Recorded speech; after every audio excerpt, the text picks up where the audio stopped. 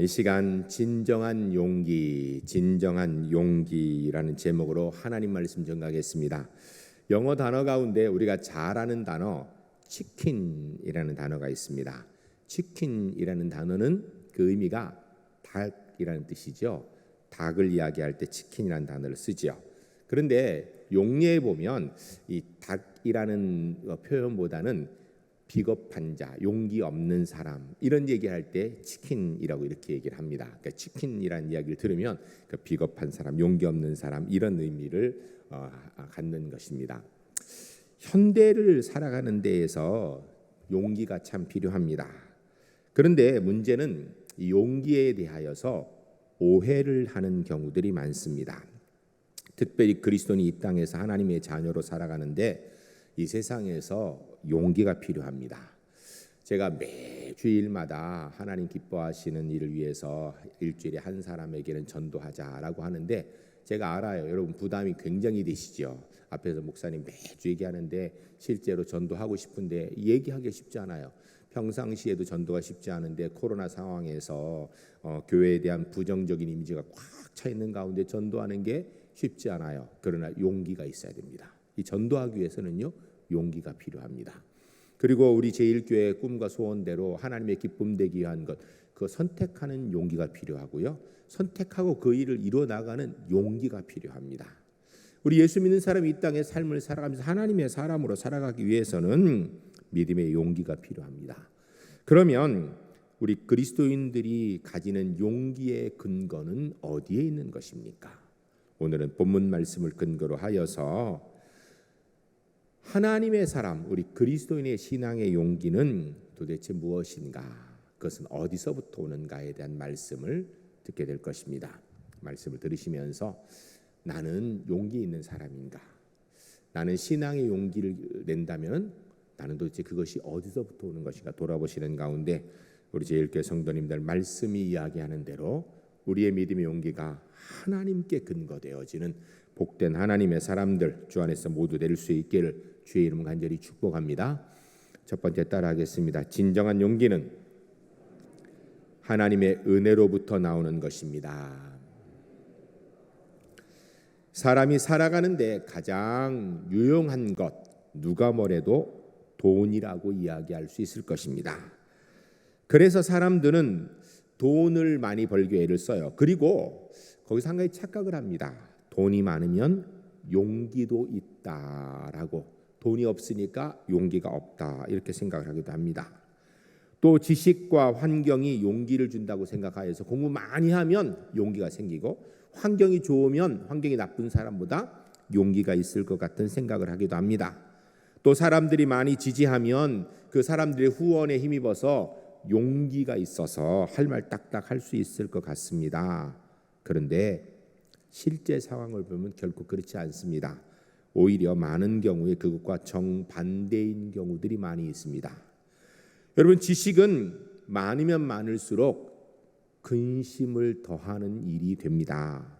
그래서 우리 옛말에 아는 것이 병이고 모르는 게 약이다라는 말이 있어요. 전도서 1장 18절 말씀에 보면 지혜가 많으면 번뇌도 많으니 지식을 더하는 자는 근심을 더하느니라. 쉽게 아는 게 많으면 병이 되고 차라리 모르는 게 약이 된다는 이야기를 성경이 하고 있는 거예요. 여러분 돈이 많으면 그로 인하여서 담대해질 것 같은데요. 돈이 많으면 걱정 근심이 그만큼 더 훨씬 더 많아지는 게 사실입니다. 경험이 많으면 용기가 생길 것 같은데 실제 상황에서는요. 경험이 많으면 훨씬 더 소심해집니다. 점점 소심해지는 거예요. 즉 돈, 지식, 환경, 여건 이런 것들이 있다고 용기가 생기는 것은 아니다라는 것입니다. 심지어는 때로 보게 되면 어렵고 가난하고 고통스러울 때에 용기를 내어서 그것을 이겨내는 경우들을 우리가 얼마든지 볼 수가 있는 것입니다. 또 좀 더 철학적으로 신앙적으로 생각하는 사람들은 용기하면 도덕성을 이야기합니다. 의인, 의로워짐. 그래서 의인에게는 용기가 있다라고 그렇게 생각합니다. 근데 사실 그 말은 틀리진 않는 것 같습니다.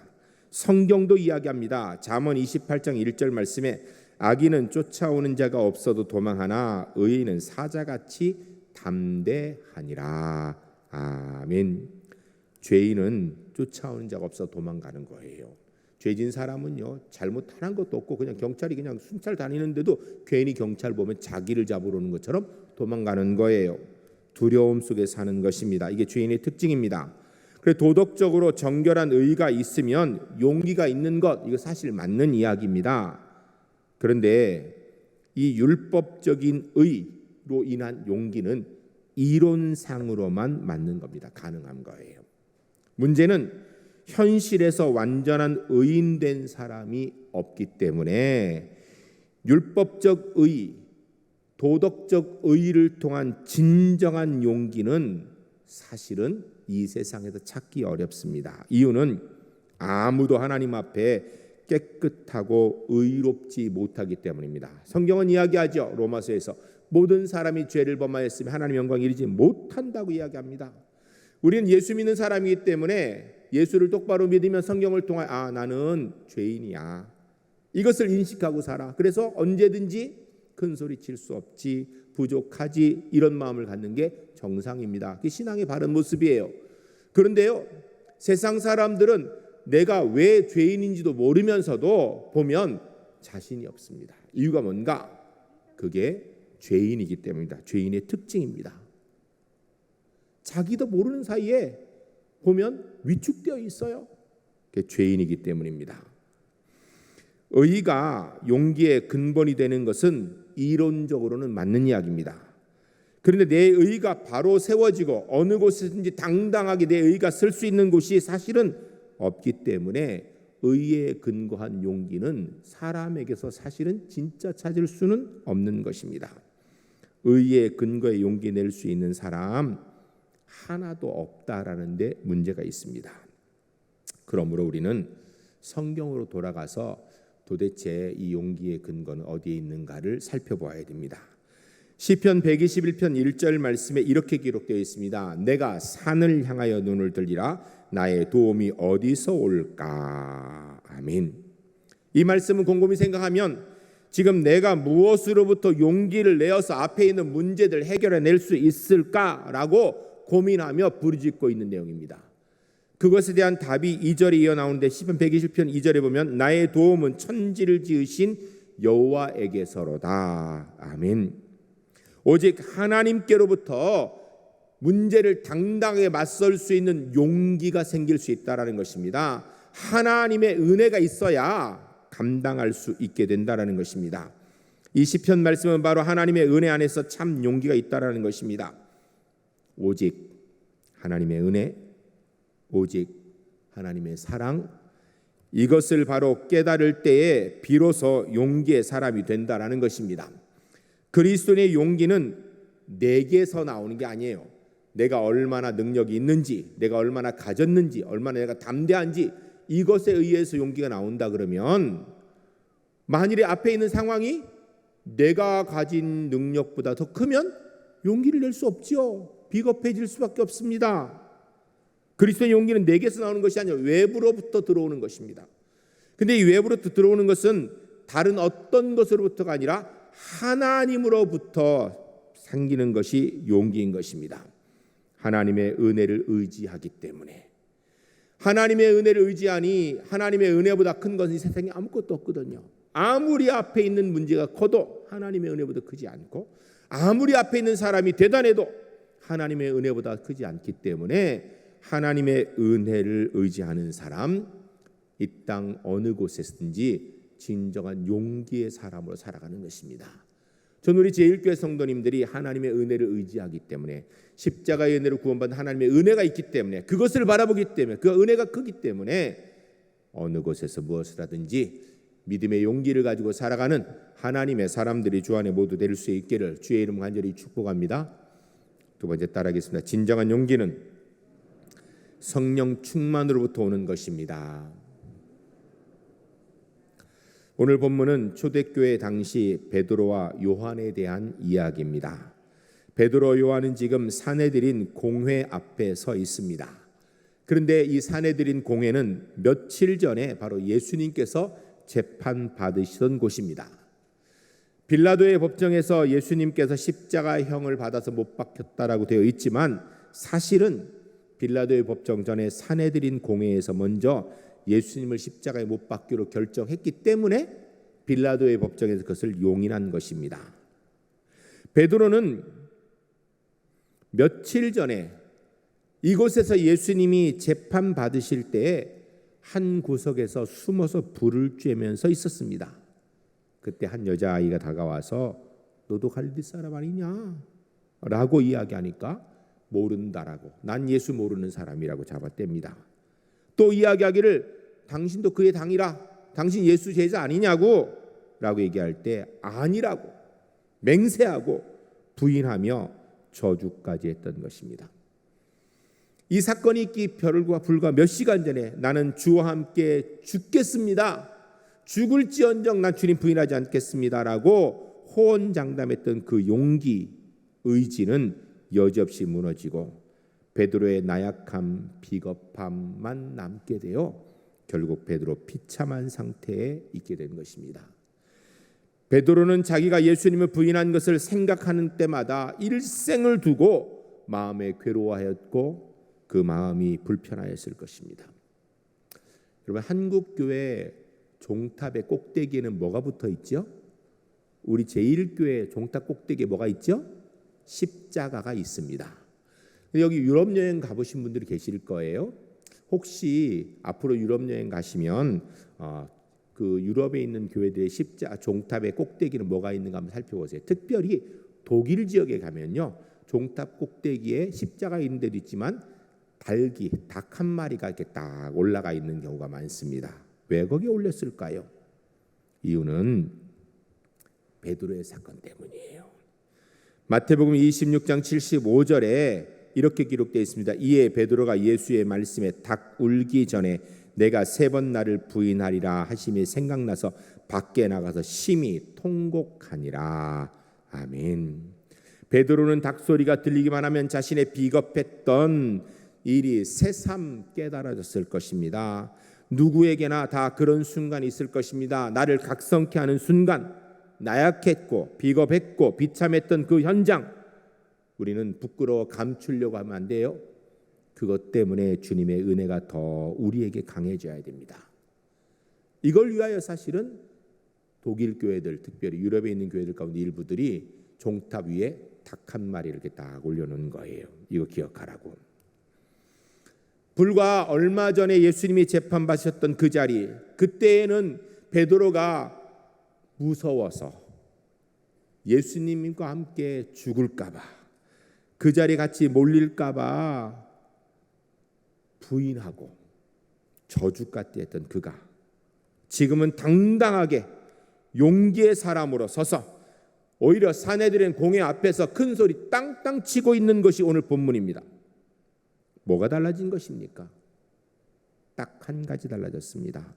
성령으로 충만하게 되니 성령 안에서 복음에 대해서 담대한 사람이 된 것입니다.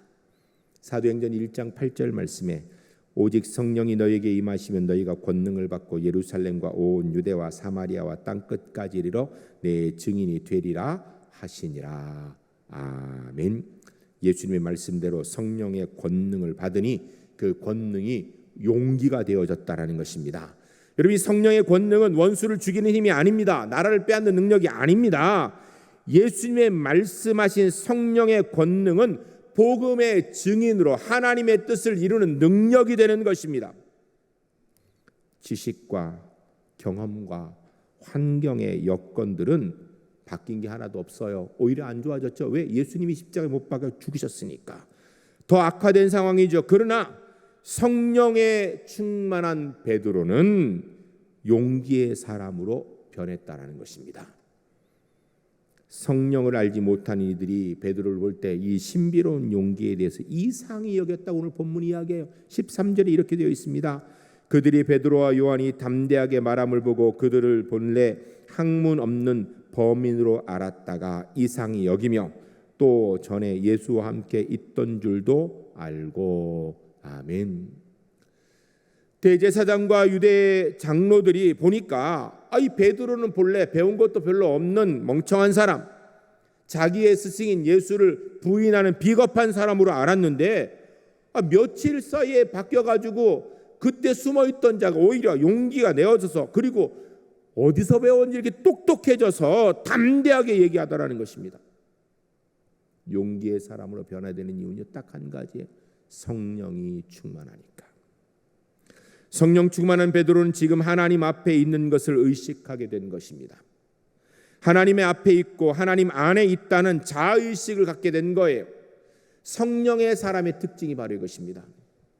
여러분, 우리가 이 땅에서 십자가의 복음을 전하는데, 하나님이 기뻐하는 일을 감당하는데 그 능력의 힘이 어디에 있는가? 성령의 충만함이 우리에게 있어야 되는 거예요. 우리가 성령 하나님 앞에 깊이 들어가야 되는 거예요. 그러면 우리 눈에 하나님만 보이는 것입니다. 성령 충만한 사람은 사람 보이지 않고 하나님만 보이는 것입니다.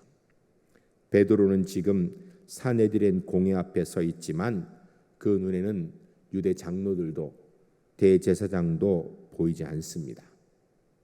19절 말씀에 그래 이렇게 이야기합니다. 베드로와 요한이 대답하여 이르되 하나님 앞에서 너희의 말을 듣는 것이 하나님의 말씀을 듣는 것보다 옳은가 판단하라. 아멘. 베드로의 눈에는 하나님만 보이는 것입니다. 분명히 육신의 눈에 지금 앞에 유대의 지도자들, 대제사장들, 예수님을 십자가에 못 박았던 장로들이 있는데도 불구하고 그들은 보이지 않더라는 것입니다. 하나님 앞에서 내가 지금 누구 말을 들어야 되는가? 내가 너희 말을 들어야 되는가? 아니면 하나님 말씀 들어야 되는가로 당당하게 이야기하는 것입니다. 사랑하는 성도 여러분, 여러분은 지금 삶을 살아가는 현장에서 누구를 보고 계십니까?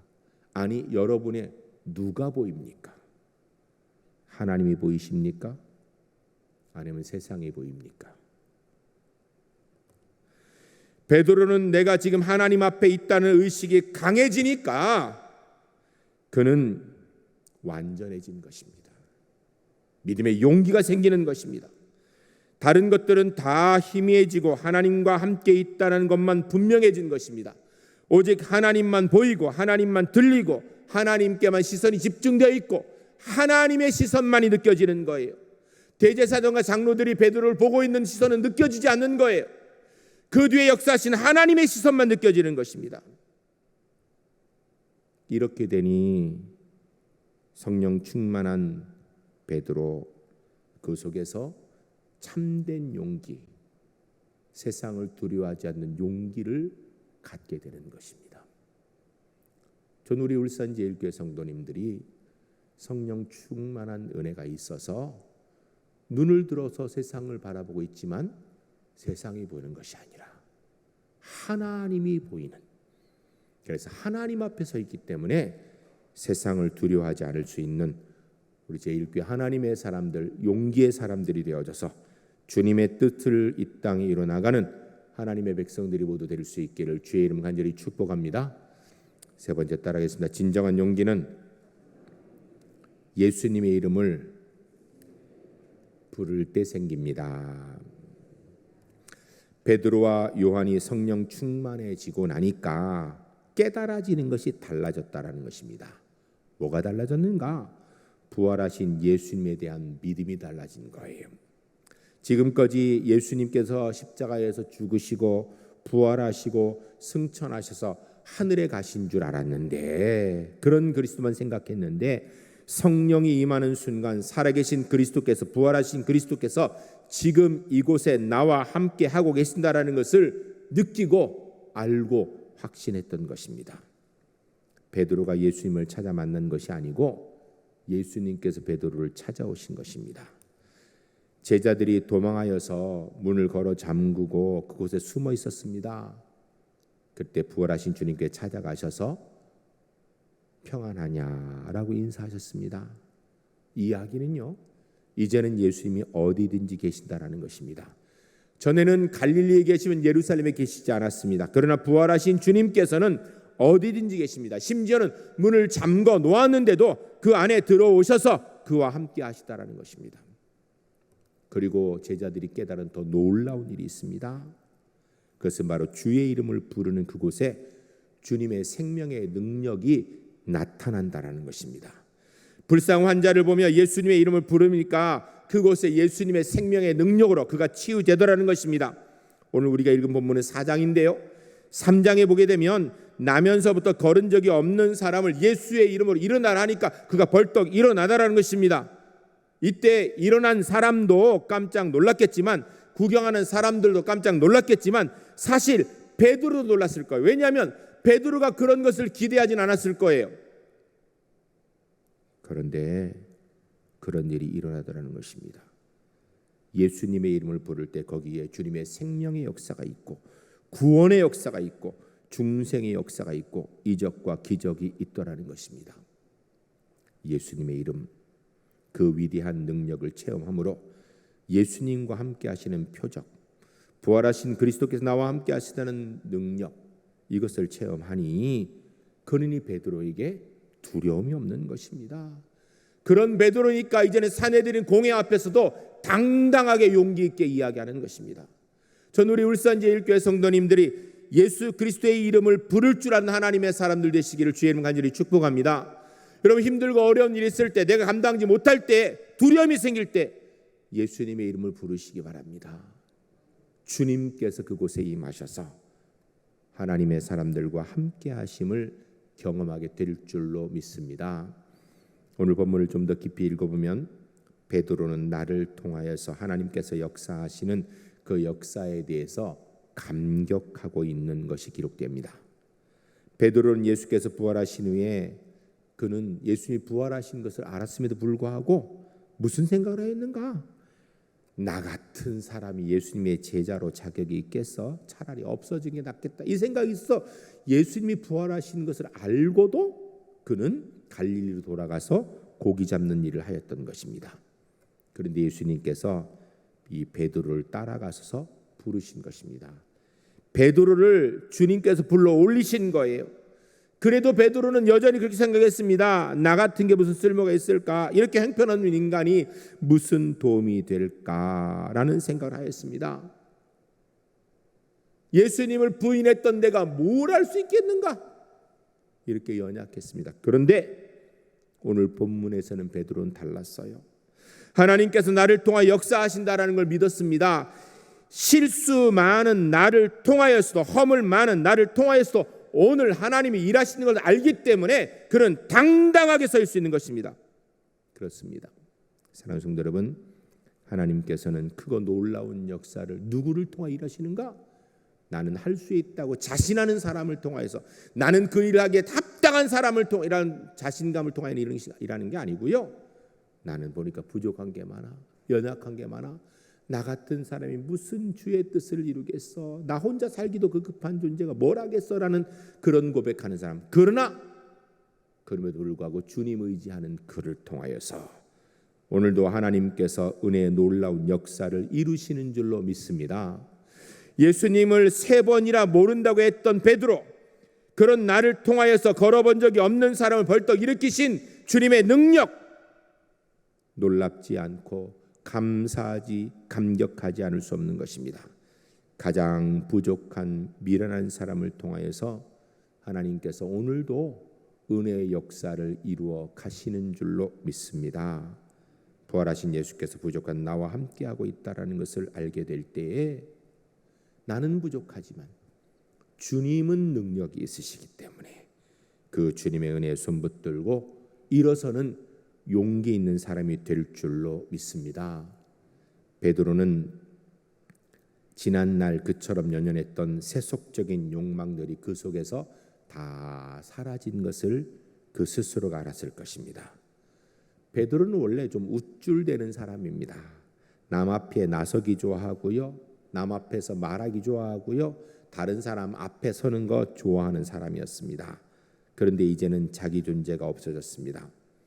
놀라운 이적이 나타날 때 사람들이 베드로 요한을 쳐다보고 있을 때 베드로가 한 이야기가 본문 사도행전 3장 12절에 있습니다. 나면서부터 걸어본 적이 없는 사람을 고쳤어요.